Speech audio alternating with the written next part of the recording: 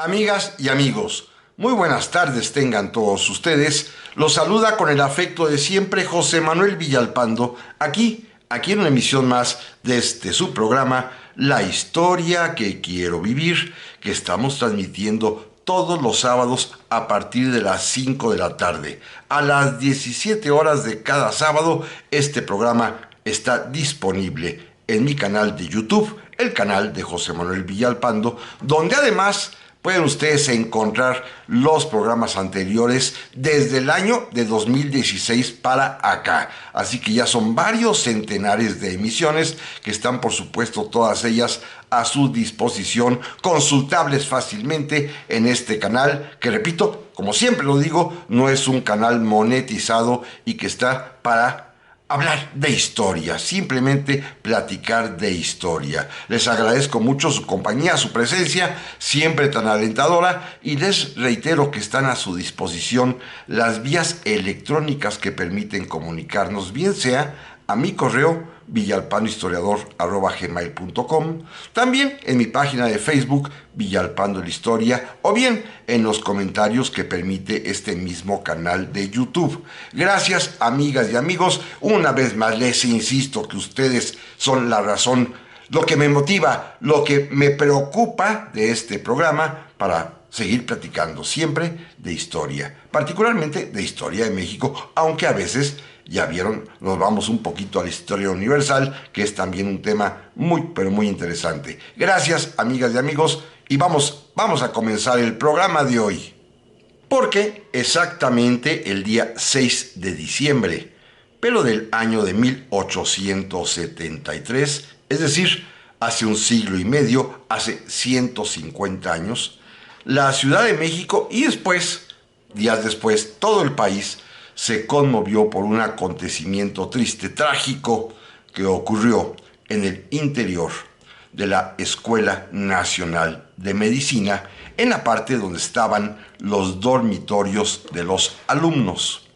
Fue encontrado muerto uno de ellos, un muchacho de apenas 24 años, que tenía no solamente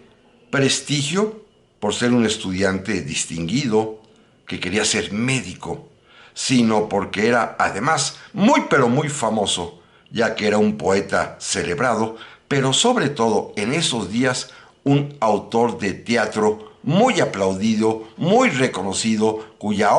única obra que había escrito, ya se había representado no solamente en la capital, sino también en Toluca, en Puebla, y se pensaba que podía inclusive llevarse a otras ciudades de nuestro país. Me refiero al joven poeta Manuel Acuña. Manuel Acuña, un poeta famosísimo en la historia mexicana, y al que seguramente, pues muchos de nosotros y de ustedes que me hacen el favor de presenciar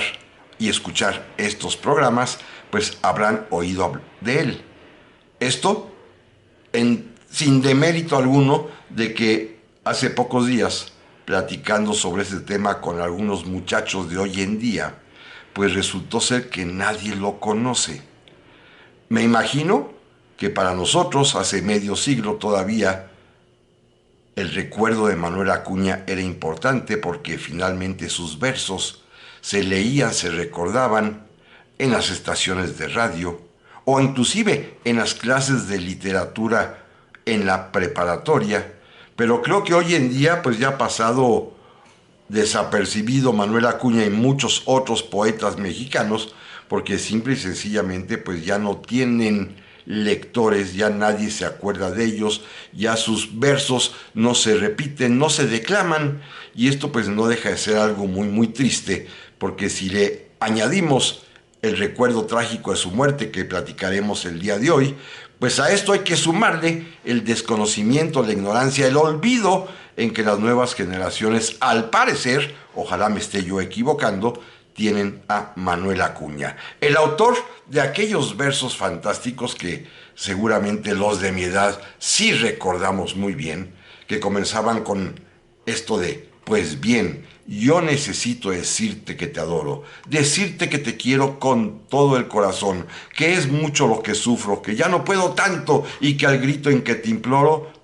y te hablo en nombre de mi última ilusión. ¿Se acuerdan? El famosísimo Nocturno a Rosario. Bueno, ese día, 6 de diciembre de 1873, decía yo, hallaron su cuerpo ya inánime, muerto, en su pequeño cubículo dormitorio de la Escuela Nacional de Medicina, que estaba en la antigua Inquisición, en el edificio que había pertenecido al Tribunal del Santo Oficio de la Inquisición. Allí estaba ya, desde varios años antes, la Escuela Nacional de Medicina. Ahí inclusive tenían un área reservada para dormitorios con cuartitos pequeños privados para cada uno de los alumnos que venían fundamentalmente de provincia, como era el caso del propio Manuel Acuña, oriundo de la ciudad de Saltillo, allá en Coahuila, y que había venido a la capital para estudiar primero lo que podría ser el equivalente a la preparatoria, el bachillerato en aquel tiempo en el colegio de San Ildefonso, y después para ingresar a la Escuela Nacional de Medicina con la intención de convertirse en un médico. Esto era, digámoslo así, su futuro profesional. Tenía al momento de su muerte 24 años y todo el mundo, pues, una vez fallecido, se enteró porque corrió como reguero de pólvora la noticia de que había muerto por haber bebido una copa de cianuro, este veneno mortal, activísimo, rápido además, y que había sido ingerido por el propio Manuel Acuña. Y en un primer momento, pues simplemente la noticia causó una gran desazón, una gran tristeza, porque pues finalmente era un hombre famoso. Sus versos sí, repito, pero sobre todo su obra de teatro. Fíjense, una obra de teatro que de alguna manera pues representa o daba a entender precisamente cuáles eran las preocupaciones de este muchacho, porque fue un éxito en las taquillas, en los teatros donde se instaló, donde se montó, y se refería esta obra de teatro titulada El pasado, al pasado precisamente de una mujer de la mala vida, que se había redimido, que se había dedicado antaño a la prostitución, pero que sin embargo el amor la había salvado, pero sin embargo el estigma social siempre le achacaba, le echaban en cara ese pasado tormentoso, turbulento de la vida ligera. Y esta pobre mujer, a pesar de haber encontrado el amor, decidió abandonar a su marido y volverse a hundir en las pasiones porque no pudo soportar la crítica de la sociedad que la señalaba con un dedo por haber sido prostituta. Así de sencillo. Y esta obra de teatro llamada El pasado pues había sido, decía yo, exitosísima, y con ello se había dado a conocer Manuel Acuña, además de que escribía versos que se publicaban en periódicos y en revistas, pero sin embargo su gran fama, su gran prestigio fue gracias a esta obra de teatro. El cadáver fue sepultado al día siguiente en el cementerio del Campo Florido, un panteón que hoy ya no existe, que se hallaba en lo que hoy son la colonia de los Doctores en la Ciudad de México, panteón que fue clausurado y que fue finalmente eliminado de la traza urbana, y que pues allí recibió el homenaje de mucha gente que acompañó su cadáver y que al momento de ser inhumado, de ser sepultado en la tierra, pues un par de poetas jóvenes de ese momento también declamaron versos muy sentidos en homenaje a su amigo ya difunto. Uno de ellos, el famoso poeta José Rosas Moreno, que hoy poca gente conoce, salvo los que viven en la colonia San Rafael, porque tiene un nombre de las calles que están en esa demarcación, José Rosas Moreno, y el otro, en ese momento un joven, promisorio por supuesto, el famosísimo Justo Sierra. Ellos, Justo Sierra y José Rosas Moreno, amigos de Manuel Acuña, quienes decidieron rendirle un homenaje póstumo allí en el Panteón del Campo Florido cuando fue inhumado. Esto era lo que aconteció en esos días 6 y 7 de diciembre de 1873, pero pronto comenzó el rumor de decir que Manuel Acuña se había suicidado por despecho amoroso, por no haber sido correspondida su pasión amorosa que tenía por una mujer muy famosa en aquel tiempo, que no era una belleza precisamente, pero tenía esos dotes de intelectualidad, de misterio, de ser agradable, de ser interesante, de ser finalmente la meta que muchos poetas perseguían y querían alcanzar, y que tenía el nombre de Rosario de la Peña. Rosario de la Peña, la musa de los poetas allá en el último tercio del siglo XIX, una mujer que sería muy famosa, cuya historia pues se vinculó con la de Manuel Acuña, repito, porque le achacaron de inmediato a ella ser la culpable por no corresponder al amor de Acuña de su suicidio. Inclusive, al día siguiente, después del sepelio, cuentan que uno de los grandes literatos mexicanos, Ignacio Manuel Altamirano, fue a visitar a Rosario para decirle que por su culpa se había matado el gran poeta Manuel Acuña. Lo cual pues va a resultar evidentemente falso, porque pues en realidad Acuña tenía una serie de traumas, de complejos, de obsesiones, entre ellas fundamentalmente la de la muerte y la del suicidio. Pero bueno, esta es la historia, lo que acontece en aquellos días, que repito, además de la muerte del poeta por un suicidio al beber cianuro, también se le achacó la culpa de esta desgracia a una mujer que no correspondió a los amores de Manuel Acuña. Pero de esto, amigas y amigos, vamos a continuar platicando en un momentito más. Ya estamos aquí, amigas y amigos, para el segundo bloque del programa de esta semana, que corresponde al que estamos realizando para recordar que un día 6 de diciembre, pero de 1873, hace siglo y medio, 150 años ya, fue encontrado el cadáver del poeta y dramaturgo Manuel Acuña, quien había muerto por beber una copa de cianuro, se suicidó, se mató en su local, en su pequeño dormitorio de la Escuela Nacional de Medicina. Esto aconteció, repito, el 6 de diciembre de 1873. Ya vimos en el bloque anterior lo que sucedió ese día. Simplemente la noticia corrió por toda la ciudad, después llegará a todo el país, porque era un hombre muy célebre en el sentido de que se había vuelto famoso por su obra de teatro titulada El Pasado. Pero es que en ese momento, pues el escándalo mayúsculo es porque de inmediato se le achacó, se le echó la culpa de la muerte de este joven poeta de apenas 24 años a una mujer que lo había desairado, que había rechazado sus amores, una muchacha llamada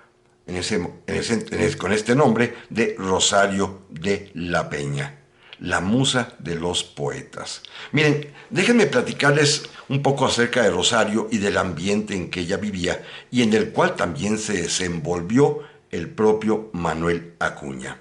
Después de la caída del Segundo Imperio, a partir de 1867, los años siguientes, los que llamamos en el periodo histórico de la República Restaurada, hubo un gran y serio intento de fortalecer la cultura mexicana a través del cultivo de las letras. Fue un momento de esplendor de la literatura nacional, fue un momento en el cual abundaron los escritores de muy buena calidad en México que habían pues acudido al llamado de uno de ellos, que decidió dejar atrás las pasiones políticas, fíjense qué interesante y qué importante, olvidar ya los enconos, los rencores, los enojos que tenían liberales y conservadores y dar paso a una nueva forma de ver la mexicanidad a través de la cultura y a través de la literatura. Este hombre es Ignacio Manuel Altamirano, quien decide fundar inclusive una revista que se llamó precisamente El Renacimiento, para que ahí pudieran participar los poetas, los escritores, tanto del Partido Liberal como del Partido Conservador, pero sobre todo los jóvenes, los nuevos valores de la literatura mexicana que empezaban a descollar, que ya comenzaban a ser famosos por sus versos, por su teatro, como el caso propio de Manuel Acuña. Es una época, esta década de 1870, en el que de veras, en México los literatos se vuelven personalidades importantísimas. Repito, con desazón y con tristeza, que hace poquito platicaba con algunos jóvenes acerca de esta historia de la literatura mexicana, y ya nadie sabe absolutamente nada. No sé si se deba a que los planes de estudio se han modificado, porque a mí, y seguramente a los que me están escuchando que son contemporáneos míos, para no decir de mi edad, ya de tercera edad, pues sí nos enseñaban estos tramos de la literatura mexicana en el que participaron grandes exponentes como el propio Manuel Acuña y otros más que ahorita mencionaré. Hoy ya no se habla de ellos y mucho menos pues se declaman sus versos. Por cierto, estos versos de Manuel Acuña, si ustedes recuerdan, los de mi edad, insisto, no solamente los leíamos en las clases, en los libros de literatura mexicana, sino que además durante muchísimo tiempo, en los años 50, 60 y todavía en los 70 del siglo anterior, a veces en las estaciones de radio transmitían estos versos, particularmente el Nocturno a Rosario, escrito por Manuel Acuña, este que decía yo en el bloque anterior, que comienza con pues bien, yo necesito decirte que te adoro, pero en la voz de aquel gran locutor que tenía una modulación extraordinaria, con un acento grave y que le daba mucha emoción a las poesías que declamaba, que se llamaba Manuel Bernal, el declamador de América, que era locutor en alguna estación de radio y que sin embargo, además también, le daba a este arte declamatorio un énfasis y una calidad inusitada que a muchos, a mí en mi juventud, me conmovía cada vez que escuchaba una poesía declamada en voz de Manuel Bernal. Bueno, este es parte de este escenario de lo que acontecía hace 150 años en México, cuando este poema pues circuló por todas partes y era de alguna manera el sinónimo de los enamorados, el famoso Nocturno a Rosario que escribiera Manuel Acuña a Rosario de la Peña. Repito, a la que se le achaca la culpa de que este poeta se haya suicidado. Pero miren, en ese momento, el Parnaso mexicano literario, el horizonte de nuestros poetas y dramaturgos y novelistas era verdaderamente importante. Miren, en torno a Altamirano, que él mismo era poeta y también un exitosísimo novelista, ya hemos platicado en otras ocasiones de él, su novela, por ejemplo, famosa La Navidad en las Montañas, o bien una que a mí me apasiona y me encanta, que se llama Clemencia. Bueno, era acompañado por otros poetas también de altísimo nivel, como el famosísimo Vicente Riva Palacio, que en estos años escribe también sus mejores obras, desde Martín Garatuza, Monja casada, virgen y mártir, y todas las demás que conocemos del propio Riva Palacio, o también otro joven escritor muy brillante y destacado, Juan A. Mateos, que había escrito una serie de novelas, El Sol de Mayo, Memorias de un guerrillero, El Cerro de las Campanas, novelistas pues de gran envergadura que además eran reconocidos y leídos por la gente en México a través de lo que se conocía entonces como la novela de folletín, esas novelas que se publicaban semanalmente en los periódicos, que la gente se los arrebataba y que aquellos que sabían leer los domingos en la tarde lo leían en público, en donde vivían, en sus casas, en la vecindad, en la calle, en los parques, al público que escuchaba ávido, ansioso y emocionado las novelas mexicanas de Altamirano, de Riva Palacio, de Mateos. Pero también había una cauda de poetas de primerísima importancia, comenzando por quizás el más antiguo y veterano de ellos, el famosísimo Ignacio Ramírez el Nigromante, que así lo apodaban, que era también poeta, y que formaba parte de este grupo interesado en que renaciera la cultura mexicana, como el famoso Manuel M. Flores, como también Juan de Dios Pesa, también un poeta magnífico, el famoso poeta cantor del hogar, como también José Martí, el cubano, el cubano José Martí, que vivió exiliado en México en esta década de 1870, aquí también se destacó por las poesías que escribía, como José Rosas Moreno, que ya platicamos de él. Bueno, todos ellos reunidos en torno a la figura de Ignacio Manuel Altamirano, que se había convertido como una especie del gran padrino o patriarca de las letras mexicanas a través de su revista El Renacimiento, en donde todos ellos participaban. Un momento, repito, muy importante y espectacular de la literatura mexicana, con una serie de jóvenes entre los que se encuentra el propio Manuel Acuña. Deje de platicarles además otra particularidad de este tiempo. Estos literatos se reunían normalmente en la redacción de los periódicos o en la redacción de la propia revista El Renacimiento, pero también era muy frecuente que acudieran a tertulias literarias, en casas privadas en donde los anfitriones organizaban pues, una pequeña cena, algún tipo de bocadillo, alguna bebida, para que ahí pudieran departir y platicar y comentar los literatos, muy al estilo de lo que había acontecido a principios de ese siglo, la primera mitad, en París, en Francia, en donde se acostumbraba que los creadores literarios se reunían en casas para platicar, para escribir, para comentar, y esto mismo trató de trasladarse a México y daba la curiosidad de que varias señoritas mexicanas, todas ellas de muy buena familia,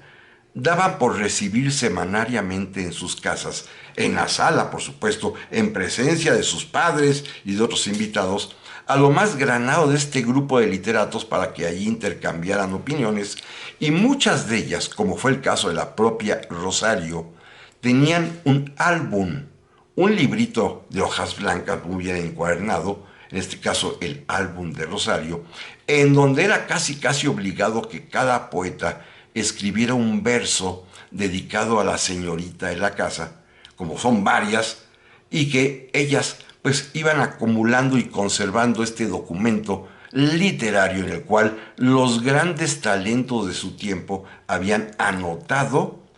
algún pensamiento, alguna poesía, algún verso, algún tipo de recado o mensaje, siempre de altísima calidad literaria, en homenaje a la anfitriona, en este caso Rosario, cuya mesita, por cierto, la mesita donde tenía colocado el álbum, la mesa se conserva todavía en las oficinas de la Academia Mexicana de la Lengua, en donde yo pude en alguna ocasión apreciarla y verla y tocarla y sentir que allí habían escrito versos Manuel Acuña, pero también Ignacio Ramírez, pero también Manuel M. Flores, pero también Juan de Dios Peza, pero también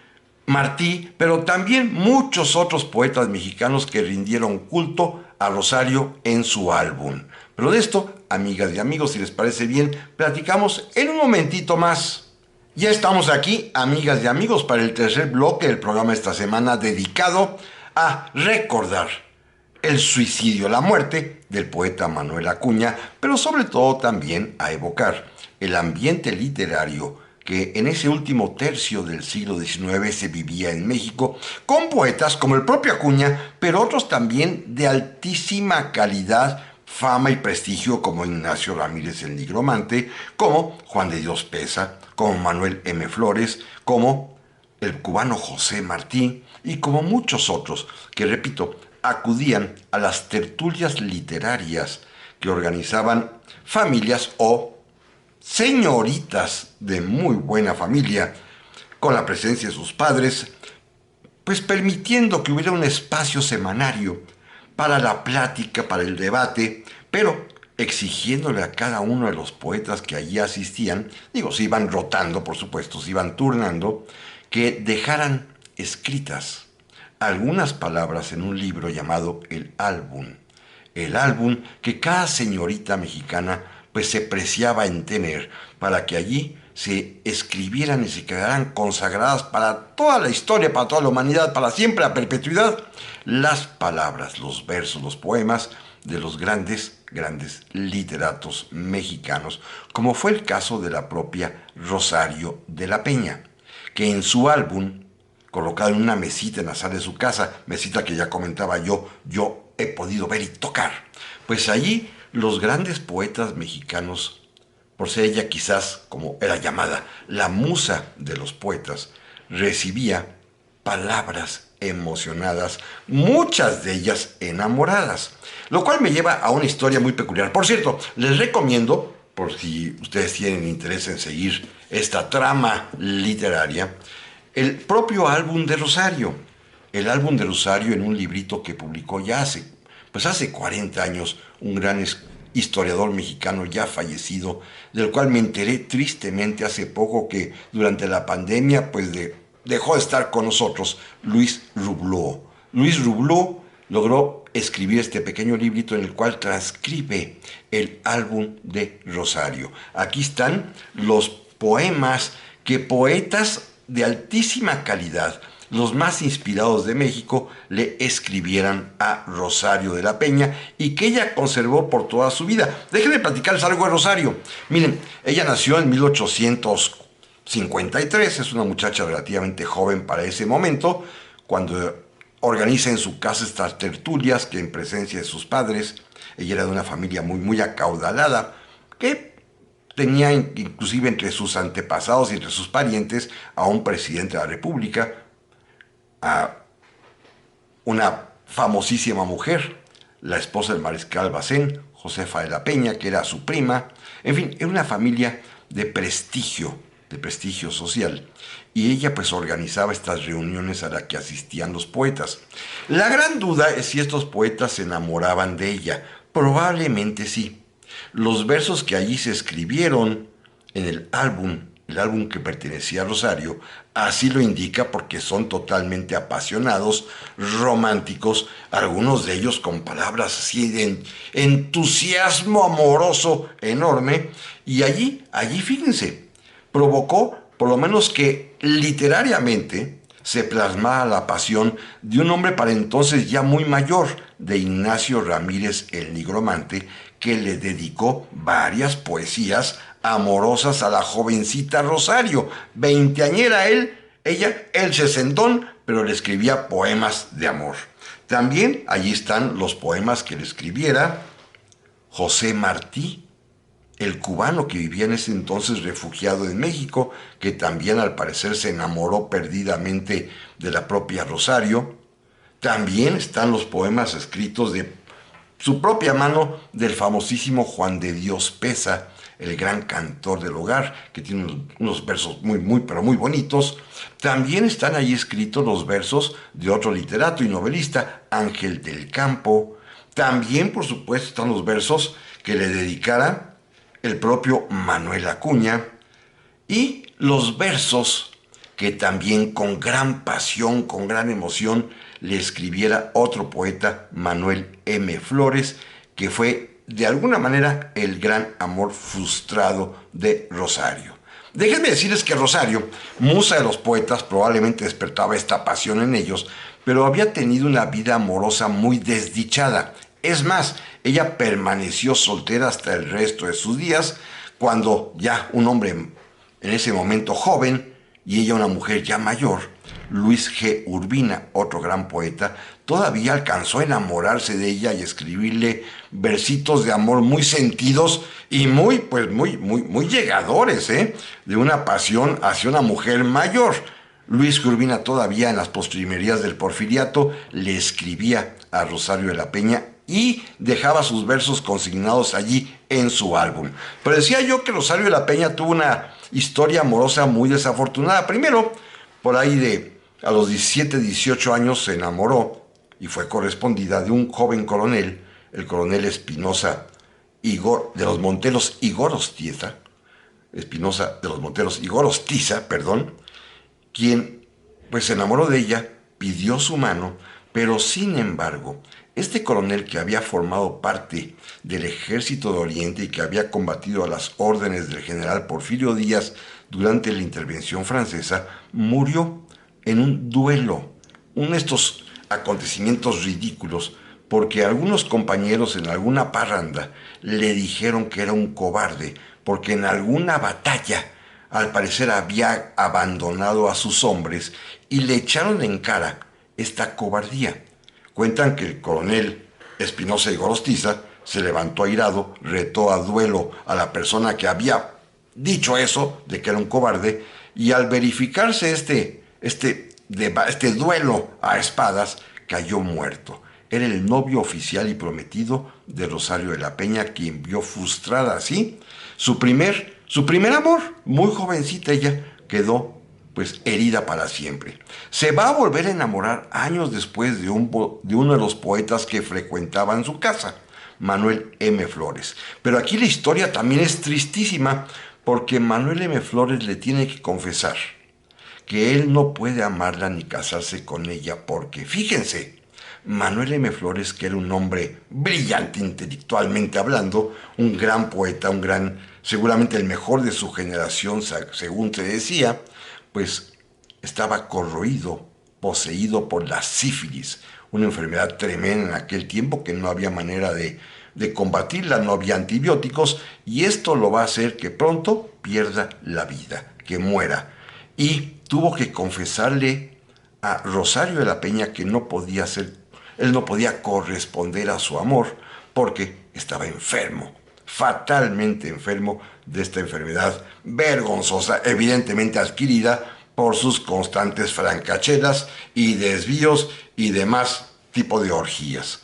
Así que Rosario de la Peña tuvo dos amores frustrados: el coronel Espinosa y Gorostiza y después Manuel M. Flores, aunque tuvo una gran cauda, un séquito de enamorados, entre los cuales, por lo visto, leyendo estos poemas que aparecen en el álbum de Rosario, pues tanto Manuel M. Flores, por supuesto, pero también Acuña, pero también el Nigromante, pero también Juan de Dios Peza, pero también José Martín, pero también Ángel del Campo, en fin, los grandes poetas de su tiempo le dedicaron poemas de amor acalorado, de amor emocionado, y al parecer a ninguno le hizo caso. ¿Hasta dónde llegaba Rosario? No lo sabemos. Bastaba con ser la musa de los poetas, los inspiraba simple y sencillamente de manera intelectual y espiritual, o tenía algún tipo de contacto más físico con ellos. No lo sabemos en realidad, pero es posible suponer que sí había algo más. Uno de los muchos versos que le escribiera Manuel Acuña a Rosario y que dejara escrito en su propio diario es uno en el que Manuel Acuña narra cómo primero comenzaron con un beso, después con ciertas caricias, y, dice él, empezamos a pecar, y de no llegar mi suegra, la mamá de Rosario, hubiésemos violado el sexto mandamiento. Y el sexto mandamiento es el de no fornicar. Así que no sabemos exactamente hasta qué punto, hasta qué grado, hasta qué extremo llegaba Rosario de la Peña, la musa de los poetas, si solamente alimentaba su amor platónico o si también les daba un poquito de vuelo con el amor un tanto cuanto más carnal. No lo sabemos, lo que sí sabemos es que ella va a permanecer soltera hasta el último día de su vida y que aún ya siendo una mujer mayor, seguía despertando pasiones en los jóvenes poetas que querían alcanzar algún tipo de gracia, que no sabemos a cuál ni hasta dónde pudo haber llegado Rosario de la Peña. Pero repito, ella era la musa de los poetas, en su casa se reunían los más famosos literatos de su tiempo, le escribían versos en su álbum, el álbum se conserva afortunadamente, e insisto, Luis Rubló, un gran historiador, a quien yo aprecié hace mucho tiempo, pero que dejé de ver, y tristemente me enteré que ha fallecido durante la pandemia, logró consignarlos y dejarlos para la posteridad en su álbum de Rosario. Un librito que si lo consiguen por ahí, se los recomiendo, el álbum de Rosario, escrito por Luis Rubló, en donde hace un estudio introductorio y transcribe los poemas de amor que todos estos poetas, los primeros y más importantes de México, le dedicaron a Rosario de la Peña, la musa de todos ellos, la que les provocaba pasión, emoción y pues todo lo demás, y al parecer hasta la muerte por suicidio. Pero de esto platicaremos, amigas y amigos, en un momentito más. Ya estamos aquí, amigas y amigos, para el cuarto y último bloque del programa de esta semana, dedicado a recordar a Manuel Acuña, el poeta que se suicidó el día 6 de diciembre de 1873, y a su musa inspiradora, a Rosario de la Peña, a la que le achacaron ser la causante del suicidio del poeta Manuel Acuña, cuando ella era la musa de los poetas, la que inspiraba, la que les provocaba pasiones encendidas, al menos literariamente, a los grandes poetas de su tiempo, como ya lo platicábamos en el bloque anterior. Déjenme ahora platicar un poco de Manuel Acuña. Es un hombre muy singular. Vivió toda su infancia en su natal Saltillo, dejó aquella ciudad para venir a la capital a estudiar primero la preparatoria o el bachillerato en el Colegio San Ildefonso, luego ingresó, como ya lo dije en el primer bloque, a la Escuela Nacional de Medicina, que se ubicaba en el antiguo Palacio de la Inquisición, en donde había inclusive dormitorios para los jóvenes que venían de otras ciudades a la capital a estudiar, y muy pronto pues se descubrió él a sí mismo como poeta. Comenzó a participar en diversos medios de comunicación, particularmente en los que auspiciaba. El gran promotor de la nueva literatura mexicana, como ya lo comentamos, que es Ignacio Manuel Altamirano. Va a escribir varias decenas de poemas, todos ellos de mediana calidad, algunos muy buenos. Tiene uno particularmente que demuestra su interés mórbido por la muerte, que se llama Ante un cadáver. Y el tema de la muerte, e inclusive el tema del suicidio, como ahorita lo comentaré, ya lo había esbozado en varias ocasiones. Es decir, es un hombre que trae la obsesión por morir, por los muertos, por los sepulcros, porque en varios de sus poemas repite constantemente estas palabras. Ese era Manuel Acuña, ¿eh? Miren, algo muy interesante es que Manuel Acuña, viviendo lejos de su familia que se había quedado en Saltillo, pues aquí en México, y por cuestiones de la propiedad, luego encontró pasiones desaforadas que afortunadamente tenemos constancia de ellas porque les escribía versos. Hay varias mujeres que están o que aparecen en su existencia. Por cierto, les recomiendo las obras completas de Manuel Acuña. Es un solo volumen porque no alcanzó a escribir mucho. Las obras de Manuel Acuña, que incluyen, por ejemplo, todos sus poemas, su obra de teatro El Pasado, sus cartas, incluyendo la última carta que escribió, la Carta del Suicida. Todas ellas fueron publicadas ya desde hace mucho tiempo y está a la venta por Editorial Porrúa, con un estudio magnífico del gran literato también ya lamentablemente fallecido, don José Luis Martínez. Las obras de Manuel Acuña están en Porrúa, se adquieren fácilmente, son muy económicas. Y ahí ustedes pueden leer, por ejemplo, desde el propio Nocturno a Rosario, o esta obra de teatro llamada El Pasado, que ya platicaba yo, toca el tema de una mujer de la vida galante que se reivindica, pero sin embargo no puede abandonar la mala fama que le crearon, y por esta razón pues es vilipendiada por los demás. Pero ahí también están las cartas a su mamá, a su papá, y muchos otros poemas, repito, en donde la constante son las palabras muerte, cadáver, sepulcro,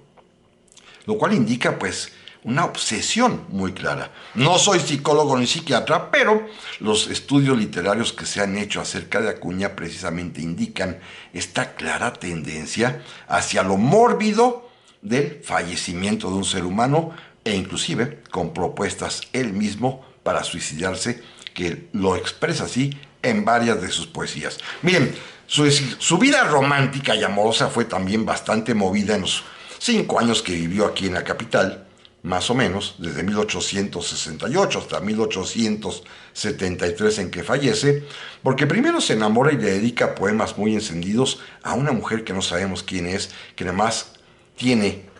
como dedicatoria las letras CH, H, CH. No sabemos quién pueda ser. Luego escribe varios poemas que son más o menos, pues no de amor, sino laudatorios de la belleza femenina, y que claramente están dirigidos a los álbumes de varias señoritas. Hay un Amparo, hay una Anunciación, en fin, hay varias señoritas que en su álbum recibieron versos de Manuel Acuña, repito, todos ellos que hablan de la belleza femenina. Pero luego vienen ya las complicaciones. Manuel Acuña se enamoró de una mujer muy brillante de su tiempo, que sería poetisa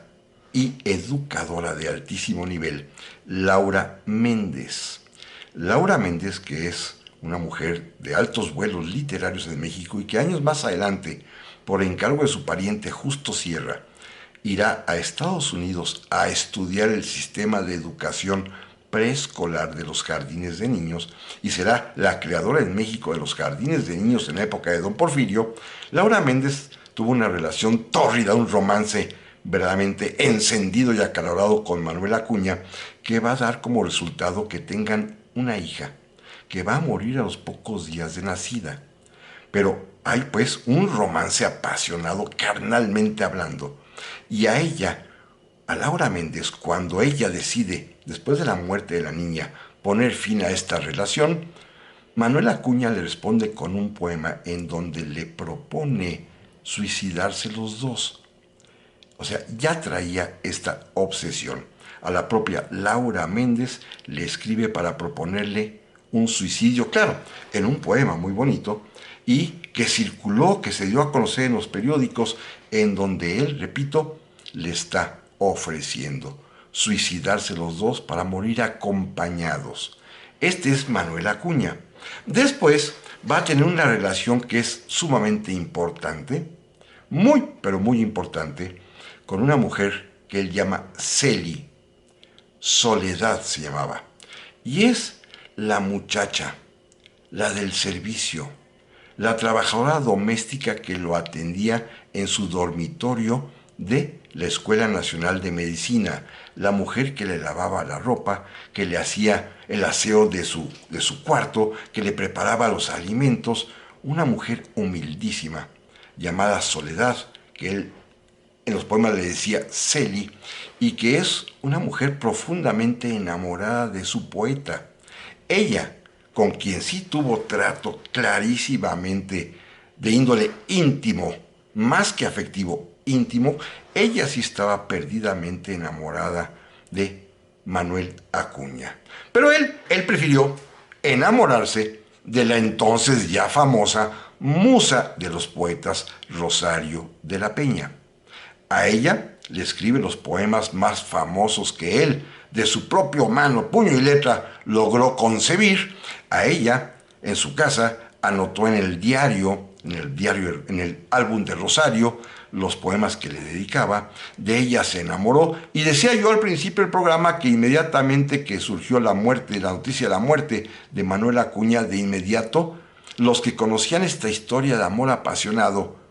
pero despechado, le echaron la culpa a Rosario por haber sido la causante, con su desprecio,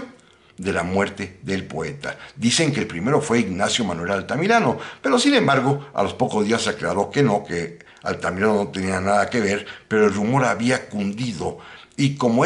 Altamirano era el patriarca, el gran padrino de las letras mexicanas, todo el mundo pensó que sí era cierto. Ya después, Juan de Dios Pesa, un amigo muy cercano del propio Manuel Acuña, se encargará de decir que esto no era verdad, que Manuel Acuña en efecto se sentía triste por haber recibido el rechazo de Rosario, pero que su amigo pues sí tenía como tema de conversación cotidiano y como motivo de inspiración para sus poemas este tema de la muerte, de los cadáveres, de los sepulcros. Y esto pues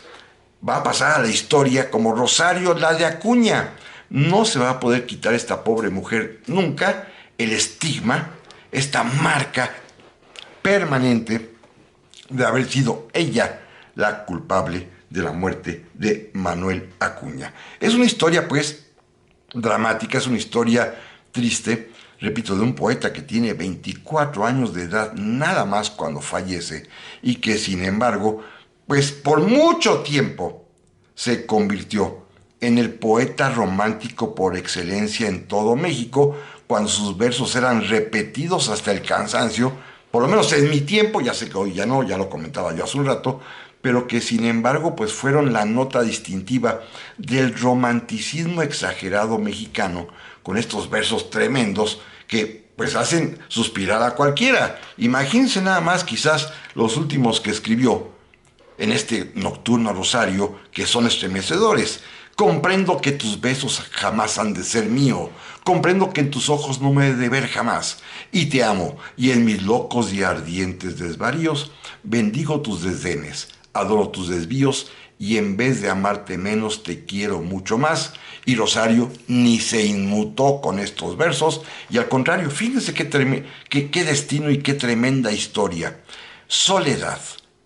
esta muchacha, la mucama que lo atendía, la que le lavaba la ropa y pues le daba de desayunar, que lo amó profundamente, es quien, años después, ella, con sus ahorros, con su poco ingreso que tenía, ella va a mandar esculpir y a colocar la lápida que dice Manuel Acuña en la tumba del poeta en el cementerio del Campo Florido. Ella, Soledad, la mujer humilde, la que sí verdaderamente lo amó, ella, en recuerdo de su poeta muerto, va a mandar poner su lápida. Son las historias de amor de allá del siglo XIX, que esta vez, en ocasión del aniversario 150 de la muerte de Manuel Acuña, hemos traído aquí para ustedes. Pásenla muy bien, amigas y amigos, y hasta la próxima.